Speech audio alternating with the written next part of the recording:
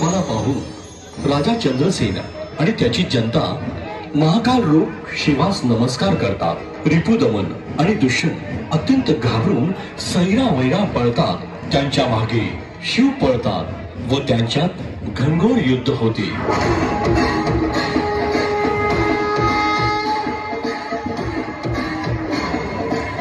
क्षमा महादेवा क्षमा, वाचवा वाचवा, क्षमा महादेवा क्षमा, दुष्यंत दुष्यंत पळ पळ दुष्यंत दुष्यंत अरे पळ, क्षमा महादेवा क्षमा, वाचवा वाचवा, क्षमा महादेवा क्षमा।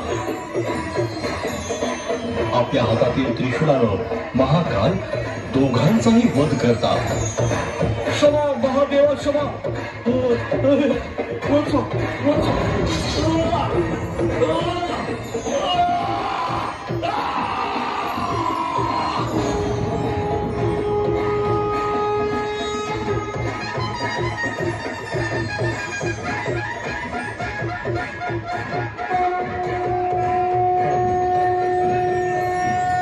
दोघांच्या वधानंतर शिव आपल्या महाभयंकर रूपात उभे असतात। देवा शांत व्हा देवा, आपण आमच्या सारख्यांच्या संरक्षणासाठी या भूमीवरच विराजमान व्हा।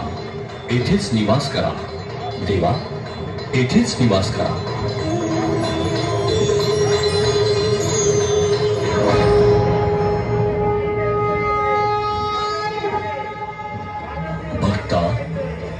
तुझ्या आणि सर्व मानव जातीच्या संरक्षणार्थ मी महाकाल रूपानं सदैव येथेच वास करीत राहील।